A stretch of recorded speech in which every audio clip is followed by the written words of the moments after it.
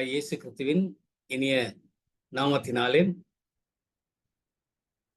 இந்த நாளிலும் வேதம் கற்போம் நிகழ்ச்சிக்கு வருகை தந்திருக்கிற உங்கள் அனைவரையும் அன்போடு கூட வாழ்த்தி வரவேற்கிறேன். கர்த்தருக்கு ஸ்தோத்திரம். தேவன் இந்த நாளை நம்ம எல்லாருக்கும் ஆசீர்வாதமாக்கி தருவாராக. தேவனுடைய வார்த்தையை நாம் தியானிப்பதற்காக நாம் கடந்து செல்லும் முன்பதாக நம்முடைய தலைகளை தாழ்த்தி நாம் ஜெபம் செய்வோம். வேதத்தின் அதிசயங்களை பார்க்கும்படியாக எங்கள் கண்களை திறந்திரலும் என்று சங்கீதத்தில் நாங்கள் வாசிக்கிற விதமாக நம்முடைய வார்த்தையினுடைய வெளிச்சத்தையும் சத்தியத்தையும் நாங்கள் அறிந்து கொள்வதற்கு இந்த வேதம் கற்போம் என்ற நிகழ்ச்சி மூலமாக கர்த்தர் எங்களோடு கூட இடைப்பட வேண்டும் என்று ஜெபிக்கிறோம். அன்புள்ள ஆண்டவரே, இந்த வேளை நீர் எங்களுக்கு ஆசீர்வாதமாக்கி தாரும். வேதத்தினுடைய சத்தியங்களையும் மகத்துவங்களையும் அறிவது ஆண்டவரே உம்முடைய உதவியினாலும் ஒத்தாசையினாலும் மாத்திரமே என்பதை நாங்கள் அறிந்திருக்கிறோம். தூய ஆவியானவர் எங்கள் மத்தியில் இருப்பதினாலும் பரிசுத்த ஆவியானவர் உதவி கொண்டு உடைய சத்தியங்களை புரிந்து கொள்ளும் பாக்கியத்தை எங்களுக்கு தாரும். வேத விளக்கங்களை அறிந்து அதற்கு கீழ்ப்படிந்து வாழும் கிருபைகளையும் எங்களுக்கு தாரும். இயேசு கிறிஸ்துவின் நாமத்தினாலே இந்த நாளுக்காக உமக்கு நன்றி செலுத்தி நீர் எங்களோடு இடைப்பட வேண்டும் என்றும் இந்த வேத தியானத்தை எங்களுக்கு ஆசீர்வாதமாக்கி தர வேண்டும் என்று ஜெபிக்கிறோம். ஜெபம் கேளும் நல்ல பிதாவே, ஆமேன். கர்த்தரின் நாமம் மாத்திரம் மகிமைப்படுவதாக. இந்த நாளிலும் கூட இந்த இணைப்பில் இணைந்திருக்கிற உங்கள் எல்லாரையும் ஆண்டவராய் இயேசு கிறிஸ்துவினாலே ஒரு முறை கூட வாழ்த்தி வரவேற்கிறேன். தேவன் கிருபையாக தந்திருக்கிற தருணத்திற்காக நான் ஆண்டவருக்கு நன்றி செலுத்துகிறேன். கடந்த வாரம் நாம் இவ்விதமாக ஆதியாகமம் 1ஆம் அதிகாரத்திலிருந்து நாம் தியானித்து வருகிறோம். கடந்த வாரத்திலே நாம் நிறைவு செய்ய வேண்டிய 1ஆவது அதிகாரம் சில வசனங்கள் இருந்த நிலையிலே இந்த வாரம் தியானிப்பதாக நாம் கூறியிருந்தோம். ஆகவே இந்த 1ஆவது அதிகாரத்தினுடைய 27ஆம் வசனம் துவங்கி 2ஆவது அதிகாரத்தினுடைய 3ஆவது வசனம் வரைக்கும் உள்ள பகுதியை நாம் இன்றைக்கு தியானிப்பது நலமாயிருக்கும் என்று நான் கர்த்தருக்குள் நம்புகிறேன். இந்த தியானத்தை குறித்து ஒரு சில காரியங்கள் நான் உங்களுக்கு கூற விரும்புகிறேன். இந்த முதல் அதிகாரத்திலே ஏன் இத்தனை நாட்கள் இவ்வளவு நேரம் செலவிடுகிறோம் என்று ஒருவேளை உங்களில் சிலர் நினைக்கக்கூடும். இந்த சிருஷ்டிப்பின் சரித்திரமானது மிகவும் முக்கியமானது ஒன்றாக அடிப்படை மற்றும் ஆரம்ப சத்தியமாய் இருப்பதினாலே அதில் அதிகம் நேரம் எடுத்துக்கொண்டு அதிகமான விளக்கங்களை நாம் அறிந்து கொள்வது, அதனுடைய பின்னணியங்களை அறிந்து கொள்வது நமக்கு அவசியமானதாக கருதுவதினாலே இதில் அதிக நேரம் எடுத்துக்கொள்கிறேன். அதை தொடர்ந்து வருகிற அதிகாரங்கள், அதாவது 2ஆவது அதிகாரத்திற்கு பிறகு உள்ள பகுதிகளை நாம் தியானிக்கும் பொழுது பேட் வியூல ஒரு பறவைகளுடைய கண்ணோட்டத்தின்படி நாம் துரிதமாக சில முக்கியமான சம்பவங்களையும் நிகழ்வுகளையும் நபர்களையும் குறித்ததான சத்தியங்களை நாம் வரும் நாட்களிலே கற்றுக்கொள்வோம்.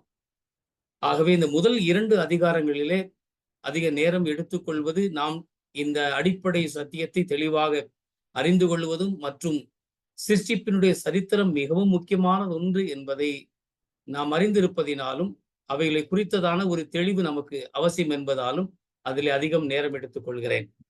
ஆகவே அடுத்து வருகிற பாடங்களிலே, அதாவது 2ஆவது அதிகாரத்தினுடைய 4ஆம் வசனம் துவங்கி அந்த அதிகாரத்தின் நிறைவு வரைக்கும் உள்ள வசனங்கள் இன்னொரு பகுதியாகவும், அதை தொடர்ந்து இருக்கிற பகுதிகளிலே சற்று துரிதமாக பல அதிகாரங்களை நாம் விரைவிலே கடந்து செல்வோம் என்றும் நான் கர்த்தருக்குள் நம்புகிறேன். ஆண்டவருக்கு மகிமை உண்டாவதாக. கடந்த நாளிலே நாம் நிறைவு செய்திருந்த பகுதியிலிருந்து ஆரம்பிப்பது அதிக ஆசீர்வாதமானதாக இருக்கும் என்று நம்புகிறேன். யாராவது ஒருவர் வாசிக்கலாமா? ஆதியாகமம் 1ஆவது அதிகாரம் 27வது வசனம். ஆதியாகமம் 1:27. தேவன் தம்முடைய சாயலாக மனுஷனை சிருஷ்டித்தார், அவனை தேவ சாயலாகவே சிருஷ்டித்தார், ஆணும் பெண்ணுமாக அவர்களை சிருஷ்டித்தார் என்று வாசிக்கிறோம். தேவ சாயல் என்றால் என்ன என்பதை நாம் இந்த வசனத்தின் அடிப்படையில ஒரு சில காரியங்களை அறிந்து கொள்வது நமக்கு அவசியமானதாய் இருக்கிறது. வேதாகம சத்தியத்தின்படி தேவன் மனிதனை மட்டும் தம்முடைய சாயலில் சிருஷ்டித்திருக்கிறார். அதாவது தம்முடைய சில குணாதிசயங்களும் தன்மைகளும் நமக்குள்ளே இருக்கின்ற விதத்திலே தேவன் மனிதனை சிருஷ்டித்திருக்கிறார். இதனால் மனிதன் எல்லா உயிரினங்களை விட மேலானவனாகவும் சிறப்பானவனாகவும் தேவனுக்கு மிகவும் நெருக்கமானவனாகவும் இருக்கிறான் என்பதையும் நாம் அறிந்து கொள்கிறோம். உண்மையில் தேவனுடைய வேதாகமம் மட்டுமே மனிதன் தேவனுடைய சாயலில் இருப்பதாக, சிருஷ்டிக்கப்பட்டிருப்பதாக கூறுகிறது. மனிதனும் தெய்வம் என்று சில மதங்கள் போதித்தாலும் உலகில் எந்த ஒரு மதமும் அல்லது தத்துவமும் மனிதனை பற்றிய ஆராய்ச்சிகளும் மனிதன் தேவனுடைய சாயலில் இருப்பதாக கூறுவதில்லை. வேதாகமம் மட்டும்தான் நமக்கு மனிதன் தேவ சாயலாக உண்டாக்கப்பட்டிருக்கிறான், சிருஷ்டிக்கப்பட்டிருக்கிறான் என்பது சத்தியத்தை அறிய தருகின்றது. மனிதன் தேவனுடைய சாயலிலே சிருஷ்டிக்கப்பட்டிருப்பதனாலே அவன் தேவனில் இருக்கக்கூடிய சில தன்மைகள் உடையவனாக இருக்கின்றான். இதனால்தான் மனிதன் தேவனுடைய சாயலில் இருக்கிறான் என்று வேதம் கூறுகிறது. அதாவது தேவனுடைய சில தன்மைகளும் குணாதிசயங்களும் மனிதனுக்குள்ளே வைக்கப்பட்டிருப்பதுதான் தேவ சாயல் என்பது. மனிதனில் தேவனுடைய ஒரு சில தன்மைகள் இருப்பதினாலே மனிதனும் தெய்வமும் என்று நாம் எண்ணிவிடக்கூடாது. அப்படி சொல்லுவது தவறானதாகும். ஏனென்றால் தேவனை பொறுத்தவரை அவருடைய சில தன்மைகளும் குணாதிசயங்களும் அவருக்கு மட்டுமே உரியவைகளாய் இருக்கிறது. அது எவைகள் என்றால் ஒரு சில உதாரணங்களாக பார்ப்போமானால், சர்வ வல்லமை படைத்தவர் அவர். இன்னும் எல்லா இடங்களிலும் வியாபித்திருக்கக்கூடிய தன்மை உடையவர். இன்னும் எல்லாவற்றையும் அறியக்கூடிய ஆற்றல் உடையவர். இந்த விதமான குணாதிசயங்களும் தன்மைகளும் அவர் யாரிடமும் பகிர்ந்து கொள்வதில்லை. அப்படிப்பட்ட தன்மைகள் நமக்குள் வைக்கப்படவும் இல்லை. ஆனால் தேவனுடைய சில குணாதிசயங்களும் தன்மைகளும் நமக்குள் வைக்கப்பட்டிருப்பதினால் நாம் தேவனுடைய சாயலில் இருக்கிறோம் என்று வேதம் நமக்கு கற்றுக் கொடுக்கிறது. ஆகவே இவைகள்தான் தேவன் மனிதனுக்குள்ளே வைத்திருக்கக்கூடிய தேவ சாயல் என்பது. ஆதாமும் ஏவாளும் பாவம் செய்த பின்பு அவர்களில் இருந்த தேவ சாயல் முழுமையாக இல்லாமல் போய்விட்டது என்று சிலர் நினைக்கிறார்கள். அப்படி தவறாக போதிக்கவும் செய்வதுண்டு. ஆதாமும் ஏவாளும் பாவம் செய்ததன் விளைவாக தேவ சாயல் முழுமையாக அவர்கள் இழந்து விடவில்லை. பாவத்திற்கு பின்பும் மனிதன் தேவனுடைய சாயலில் இருப்பதாகத்தான் வேதாகமம் நமக்கு சொல்லித் தருகிறது என்பதை நாம் அறிந்து கொள்ள வேண்டும்.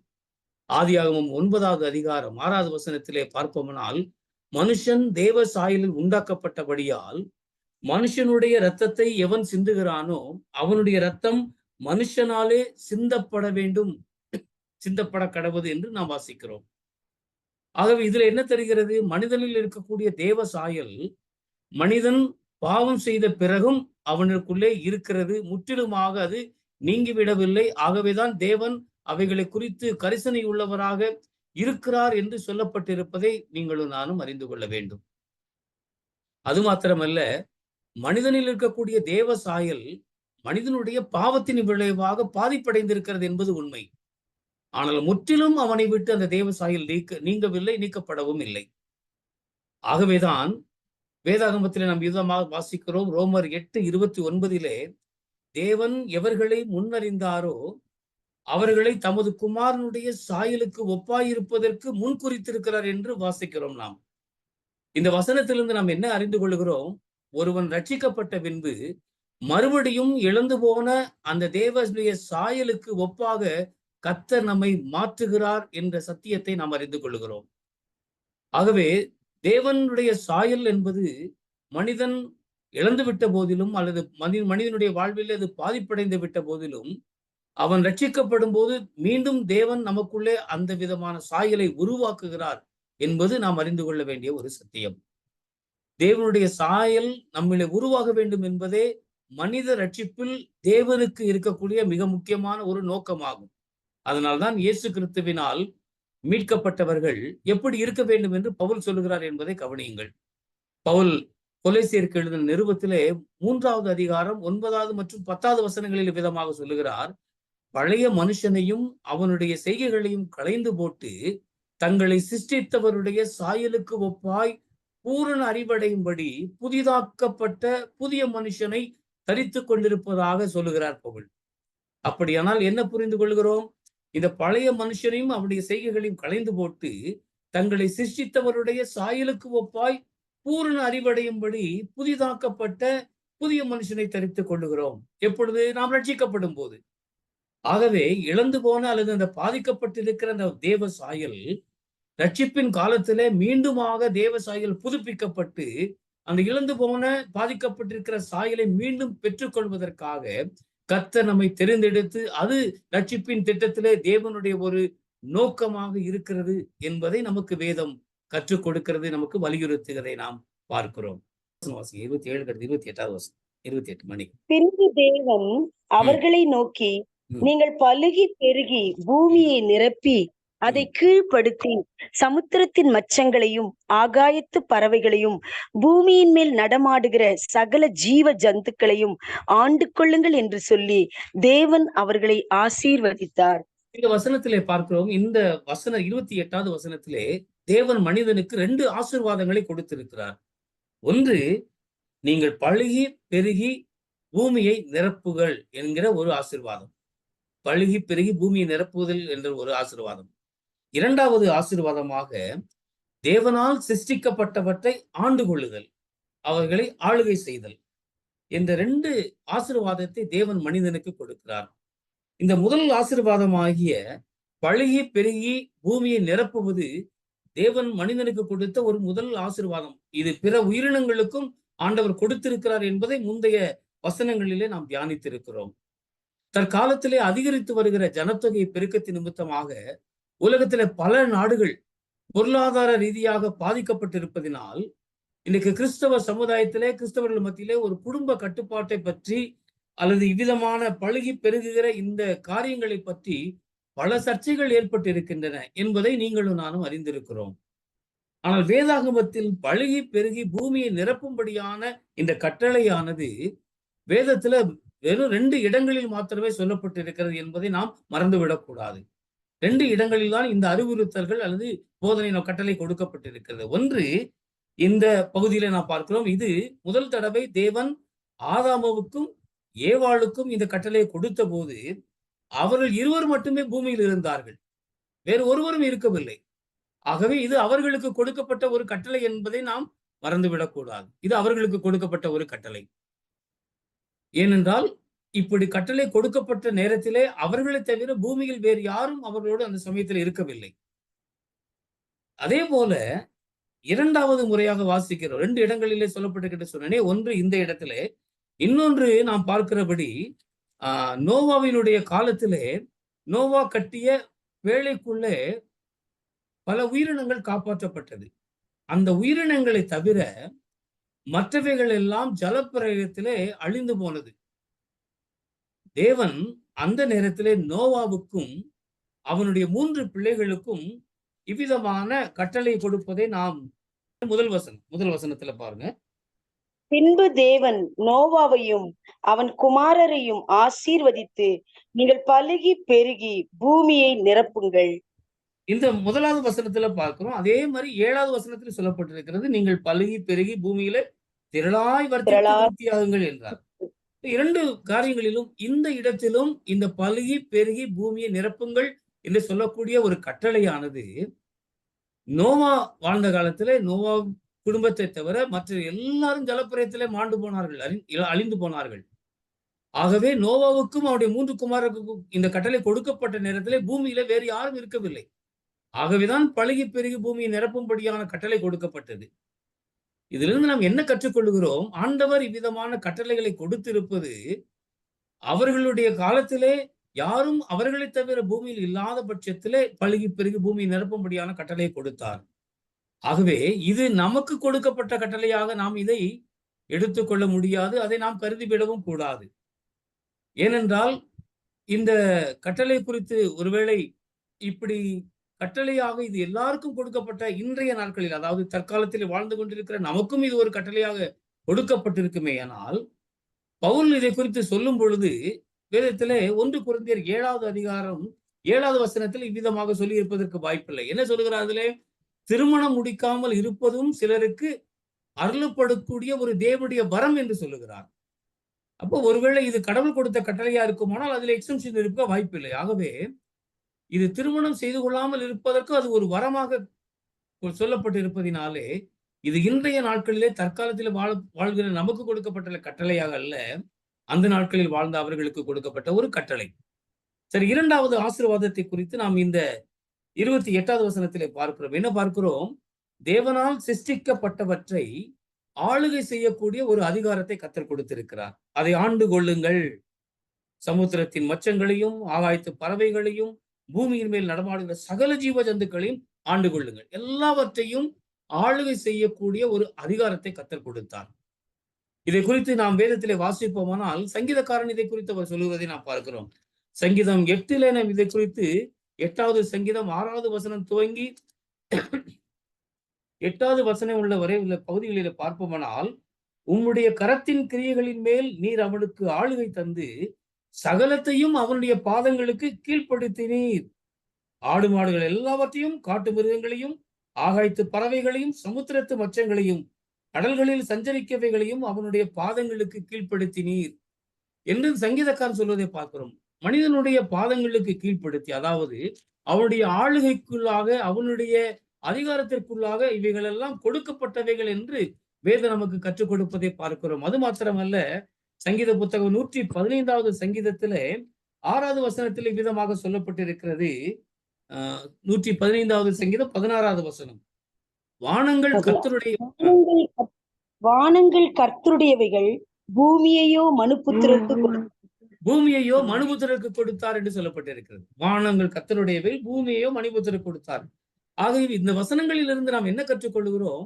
இவைகளெல்லாம் மனிதன் ஆளுகை செய்வதற்காக, அவைகளை ஆண்டு கொள்வதற்காக மனிதனுக்கு தேவன் கொடுத்த ஒரு பெரிய வரம் இது. ஆனால் அதே சமயத்திலே எபிரேயருக்கு எழுதின நிருபத்திலே இதை குறித்து நாம் வாசிக்கும் போது சற்று வித்தியாசமாக முரண்படுவதை போல காணப்படும். ஏனென்றால் அந்த வசனம் என்ன சொல்லுகிறது? எபிரேயர் 2:8 சகலத்தையும் அவனுக்கு கீழ்ப்படுத்தினார் என்கிற விஷயத்தில் அவர் அவனுக்கு கீழ்ப்படுத்தாத பொருள் ஒன்றும் இல்லை. அப்படி இருந்தும் இன்னும் அவனுக்கு சகலமும் கீழ்ப்பட்டிருக்க காணோம் என்று சொல்லப்பட்டிருக்கிறது. அப்படியானால் எதை சொல்ல வருகிறார்? தேவன் தாம் சிருஷ்டித்தவைகள் எல்லாவற்றையும் ஆளுகை செய்யும் அதிகாரத்தை மனிதனுக்கு கொடுத்திருந்த போதிலும் மனிதன் பாவம் செய்ததன் காரணமாக இந்த அதிகாரத்தை அவன் இழந்து விட்டான். ஆகவேதான் இன்னும் அப்படி இருந்தும் இன்னும் அவனுக்கு சகலமும் கீழ்ப்பட்டிருக்க காணும் என்று பவுல் சொல்லுவதை நாம் பார்க்கிறோம். கிறிஸ்துவுக்குள் பிரியமானவர்களே, பாவத்தின் விளைவாக என்னவெல்லாம் மனிதன் இழந்து போனான் என்பதை மிகவும் அருமையாக இந்த சிருஷ்டிப்பின் சரித்திரம் நமக்கு கற்றுக் கொடுக்கிறது. ஆகவே பாவத்திலே நாம் ஈடுபடும் பொழுது இப்படிப்பட்ட தேவனுடைய ஆசீர்வாதங்களை எல்லாம் ஒன்றன் பின் ஒன்றாக நாம் இழந்து விடுவோம் என்பதையும் வேதவசனம் நமக்கு உணர்த்துகிறது என்பதை நாம் மறந்துவிடக் கூடாது. தேவனுடைய வார்த்தையில இருந்து நாம் கற்றுக்கொள்கிற காரியங்களிலே இவ்விதமான எல்லா விதமான காரியங்களிலும் தேவன் நமக்கு கற்றுக் கொடுக்கிற, உணர்த்துகிற காரியங்கள் மனிதனுடைய பாவத்தின் விளைவாக மனிதன் கீழ்ப்படியாமல் போனதினாலே பாவம் மாத்திரமல்ல, அதை தொடர்ந்து எத்தனை சாபங்களும் எத்தனை விதமான இழப்புகளும் அவருடைய வாழ்விலே ஒன்றன் பின் ஒன்றாக ஏற்பட்டது என்பதைத்தான் இந்த பகுதிகளிலே நாம் வாசிக்கின்றோம். இந்த ஆதியாகமத்தில் ஆளுகை என்பதற்கு மூல மொழியாகிய எபிரேய மொழியிலே ரத்தாக் என்று சொல்லக்கூடிய ஒரு வார்த்தை பயன்படுத்தப்பட்டிருக்கிறது. RADAH, ரத்தாக் என்ற வார்த்தை. இந்த வார்த்தை ரத்தாக் என்ற எபிரேய சொல் வல்லமையை உபயோகித்து ஆட்சி செய்வதை குறிப்பதாக இருந்தாலும், வல்லமையை உபயோகித்து ஆட்சி செய்வதை குறித்தாலும் கவனித்தல், பராமரித்தல் என்ற அர்த்தமும் அந்த வார்த்தைக்கு உண்டு என்பதை நாம் அறிந்து கொள்ள வேண்டும். என்ன சொல்ல வருகிறேன்? ஒருவேளை மனிதன் பிற உயிரினங்களை ஆளுகை செய்யக்கூடிய இந்த அதிகாரத்தை அவன் இழந்து போனாலும் தேவனுடைய சிருஷ்டிப்பை, அதாவது பிற உயிரினங்களையும் இயற்கையையும் பாதுகாத்து பராமரிக்கும் பொறுப்பு மனிதனுக்கு உண்டு என்பதை இந்த வசனம் சத்தியம் நமக்கு அறிய தருகின்றது. ஆகவே அந்த அதிகாரம் மனிதனுக்கு கொடுக்கப்பட்டிருக்கிறது. அதை தொடர்ந்து முதலாவது அதிகாரம், ஆதியாகமம் 1வது அதிகாரம் 29, 30வது வசனங்களிலே நாம் பார்ப்போமானால், தேவன் மனிதனுக்கு சகலவிதமான பூண்டுகளையும் சகலவித விருட்சங்களையும் ஆகாரமாக கொடுத்தார் என்றும், பூமியில் உள்ள சகல மிருக ஜீவன்களுக்கும், ஆகாயத்தில் உள்ள சகல பறவைகளுக்கும், பூமியின் மேல் ஊறும் சகல பிராணிகளுக்கும் பசுமையான தாவரங்களை ஆகாரமாய் கொடுத்தார் என்றும் பார்க்கிறோம். இவைகளெல்லாம் அவனுக்கு ஆகாரமாக கொடுக்கப்பட்டிருக்கிறது என்று வேதம் நமக்கு தெளிவாக போதிப்பதை நாம் அறிந்து கொள்கிறோம். ஆகவே அந்த நாட்களிலே நோவாவினுடைய காலம் வரைக்கும், நம்ம ஏற்கனவே சிந்தித்தபடி நோவாவினுடைய காலம் வரைக்கும், ஜலப்பிரளயம் வந்து அதன் பிறகு உள்ள காலம் வரைக்கும் மனிதர்களுக்கும் விலங்குகளுக்கும் தாவரங்களையே உணவாக கர்த்தர் கொடுத்திருக்கிறார். நோவாவினுடைய காலத்திற்கு பிறகுதான், ஜலப்பிரளயத்துக்கு பின்புதான் மாம்சம் உணவாக மனித வர்க்கத்திற்கு கொடுக்கப்பட்டது. ஆகவேதான் அந்த நோவாவினுடைய பேழையிலே அந்த விலங்குகள் எல்லாம் பத்திரப்படுத்தப்பட்ட போது ஒன்றை ஒன்று அடித்து புசிப்பதாக இல்லாமல் இருந்தது. அதற்கு பின்புதான் மனிதனுக்கும் ஆண்டவர் எவைகளை புசிக்கலாம், எவைகளை புசிக்க கூடாது என்ற ஒரு உணவு காரியங்களை குறித்ததான காரியங்களை கூட தெளிவுபடுத்தி நமக்கு கற்றுத்தருவதை நாம் பார்க்கிறோம். ஆகவே ஆதியாகமத்தை தொடர்ந்து ஆதியாகமம் 1 வசனத்தை பார்ப்போமானால், அப்பொழுது தேவன் தாம் உண்டாக்கின எல்லாவற்றையும் பார்த்தார், அது மிகவும் நன்றாயிருந்தது. சாயங்காலமும் விடியற்காலமுமாய் 6ஆம் நாள் ஆயிற்று. இதில் பார்க்கிறோம், ஒவ்வொரு நாளும் தேவன் சிருஷ்டித்த ஒவ்வொரு நாளிலும் பார்க்கும் பொழுது நல்லது என்று பார்த்து கண்ட தேவன் எல்லாவற்றையும் படைத்து முடித்த பின்பு, சிருஷ்டித்த பின்பு, தன்னுடைய சிருஷ்டிப்பை கர்த்தர் நிறைவேற்றின பின்பு எல்லாம் மிகவும் நன்றாயிருந்தது என்று பார்க்கிறார். ஆகவே தேவனுடைய சிருஷ்டிப்பு இன்று வரை எல்லாம் நன்மையானதாகவே அவர் சிருஷ்டித்திருக்கிறார், நமக்காகவே அருமையானதாக அவர் சிருஷ்டித்திருக்கிறார் என்பதை நாம் இந்த வசனங்கள் மூலமாக கற்றுக்கொள்கிறோம். அடுத்தபடியாக ஆதியாகமம் 2வது அதிகாரத்திற்கு நாம் பிரவேசிக்கிறோம். இந்த அதிகாரத்திலே 2வது அதிகாரம் 1வது வசனத்தை வாசிக்கலாம். ஆதியாகமம் 2:1. இவ்விதமாக வானமும் பூமியும் அவைகளின் சர்வ சேனையும் உண்டாக்கப்பட்டு தீர்ந்தன. நன்றி. இதுல பார்க்கிறோம், இவ்விதமாக வானமும் பூமியும் அவைகளின் சர்வ சேனையும் உண்டாக்கப்பட்டு தீர்ந்தன என்று சொல்லப்பட்டிருப்பதை நாம் பார்க்கிறோம். இந்த ஆதியாகமம் 2வது அதிகாரம் முதல் 3 வசனங்கள் உள்ள பகுதிகள் வந்து ஓய்வு நாளை பற்றியும் ஓய்வு நாளினுடைய முக்கியத்துவத்தை பற்றியும் நமக்கு கற்றுத்தருகிறது. 24 மணி நேரம் உள்ள 6 நாட்களில் தேவன் எல்லாவற்றையும் சிருஷ்டித்த பின்பு 7வது நாளிலே ஓய்ந்திருந்தார். இந்த முதல் வசனம் சொல்லுகிறது, வானமும் பூமியும் அவைகளின் சர்வ சேனையும் உண்டாக்கப்பட்டு தீர்ந்தன. சேனை என்று சொல்லப்படுகிற இந்த வார்த்தை எபிரேய மொழியில சாபா என்று சொல்லப்படுகிறது. சாபா, SABA. இந்த சாபா என்ற எபிரேய சொல்லுக்கு இது எதை குறிக்கிறது என்றால், ஒரு இராணுவ படையை குறிக்கிற ஒரு சொல். சேனை என்கிற இந்த எபிரேய சொல், சாபா என்கிற எபிரேய சொல் இராணுவ படை குறிக்கிற ஒரு சொல். எப்படி ஒரு இராணுவ தலைவன் தன்னுடைய படைகளை பொருத்தமான இடங்களில் நிறுத்தி வைப்பானோ, அவ்விதமாகவே தேவனும் தாம் சிருஷ்டித்தவைகள் எல்லாவற்றையும் அவற்றுக்கு பொருத்தமான இடங்களில் வைத்துள்ளார் என்பதை சொல்லுவதுதான் சர்வ சேனையும் என்று சொல்லப்பட்டிருக்கிறது. அடுத்த வார்த்தை சொல்லப்பட்டிருக்கிறது, உண்டாக்கப்பட்டு தீர்ந்தன என்று சொல்வதை பார்க்கிறோம். இந்த உண்டாக்கப்பட்டு தீர்ந்தன என்ற வார்த்தைக்கு எபிரேய மொழியிலே காலா என்று சொல்லப்படுகிறது. KALA என்ற காலா என்ற வார்த்தை சொல்லப்பட்டிருக்கிறது. இந்த வார்த்தை உபயோகிக்கப்பட்டிருக்கிற அர்த்தம் என்னவென்றால், ஒரு காரியத்தை செய்வதை நிறுத்துதல் அல்லது அந்த செயலை முடிவுக்கு கொண்டு வருதல் என்ற அர்த்தமுடைய வார்த்தையாக அது சொல்லப்பட்டிருக்கிறது. ஆகவே இந்த எல்லா விதமான வானமும் பூமியும் அவைகளில் இருக்கிற சர்வசேனையும் ஒரு முடிவுக்கு கொண்டு வரப்பட்டன, உண்டாக்கப்பட்டு நிறைவு பெற்றன என்ற அர்த்தத்தை அது நமக்கு அறிய தருகின்றது. 2வது வசனத்திலே நாம் இவ்விதமாக வாசிக்கிறோம், 7ஆம் நாளில் தேவன் தாம் செய்த தம்முடைய கிரியையை 7ஆம் நாளிலே நிறைவேற்றி தாம் உண்டாக்கின தம்முடைய கிரியைகளை எல்லாம் முடித்த பின்பு 7ஆம் நாளிலே ஓய்ந்திருந்தார் என்று பார்க்கிறோம். 7ஆம் நாளில் தேவன் தமது சிருஷ்டிப்பின் செயல்களை எல்லாம் செய்து முடித்தவராக ஓய்ந்திருந்தார் என்பதையும், இதனால் அவர் ஓய்வு நாளை பரிசுத்தப்படுத்தி ஆசீர்வதித்தார் என்பதையும் 3வது வசனங்கள் 2-3 வசனங்களிலே நாம் கற்றுக்கொள்கிறோம். 2 காரியங்களை கற்றுக்கொள்கிறோம். ஒன்று, தேவன் தமது சிருஷ்டிப்பின் செயல்களை எல்லாம் செய்து முடித்தவராக ஓய்ந்திருந்தார் என்பதையும், இதனால் அவர் ஓய்வு நாளை பரிசுத்தப்படுத்தி ஆசீர்வதித்தார் என்கிற 2 சத்தியத்தை அதன் மூலமாக நாம் அறிந்து கொள்கிறோம். ஓய்வு நாளின் முக்கியத்தை வலியுறுத்தி சொல்லும் விதத்தில் தான் தேவன் ஓய்ந்திருந்தார் என்ற இந்த வார்த்தை எபிரேய மொழியிலே 3 முறை, இந்த 2 வசனங்களிலே 3 முறை அது சொல்லப்பட்டிருக்கிறது, குறிப்பிடப்பட்டிருக்கிறது. ஏனென்றால் நான் ஏற்கனவே சொன்னபடி அந்த எபிரேய மொழியினுடைய ஒரு வழக்கம் என்னவென்றால் 2 அல்லது 3 முறை ஒரு சொல்லை திரும்ப சொல்லுவார்கள். அது அதனுடைய முக்கியத்துவத்தை உறுதிப்படுத்துவதற்காக, முக்கியப்படுத்துவதற்காக சொல்லப்படுகிறது. ஆகவேதான் இந்த பதங்கள் அதிலே பயன்படுத்தப்பட்டிருக்கிறது. சரி, அடுத்ததிலே பார்க்கிறோம், தேவன் இவைகளை சிருஷ்டித்தவர். இதெல்லாம் சிருஷ்டிப்பில் செயல்களை முடித்து களைப்படைந்து ஓய்ந்திருந்தார் என்று நாம் நினைத்து விடக்கூடாது. எல்லாத்தையும் வேலைகளெல்லாம் செய்து முடிச்சதுனால களைப்பாகி அவர் ஓய்விருந்தார் என்று சொல்லி நினைக்கக்கூடாது. ஏனென்றால் ஏசாயா தீர்க்கதரிசியின் புத்தகம் 40வது அதிகாரம் 28வது வசனம் இவ்விதமாக சொல்லுகிறது: பூமியின் கடையாந்தரங்களை சிருஷ்டித்த கர்த்தராகிய அனாதி தேவன் சோர்ந்து போவதும் இல்லை, இளைப்படைவதும் இல்லை என்று வேதம் நமக்கு சொல்லுகிறது. ஆகவே அதை இவ்விதமாக அவர் படைத்த தேவன் அவர் சோர்ந்து போய்விட்டார், களைப்பினாலே அவர் ஓய்ந்திருந்தார் என்று நாம் நினைத்து விடக்கூடாது. இந்த ஓய்வு நாளை நாம் பரிசுத்தமாக ஆசரிக்க வேண்டும் என்பதற்கு யாத்திராகமத்திலே நமக்கு அவர் கட்டளையிலே 10 கற்பனைகளிலே கட்டளையாக கொடுப்பதற்கு முன்பதாகவே ஆண்டவர் அதை நமக்கு ஒரு முன்மாதிரியாக கடைபிடித்து காண்பித்தார். அதை நமக்கு முன்மாதிரியாக அதை முன்வைத்து போவதனாலே அந்த முன்மாதிரிக்கு எவ்வளவு முக்கியத்துவம் கொடுக்க வேண்டும் என்பதை நாம் அறிந்து கொள்ள வேண்டும்.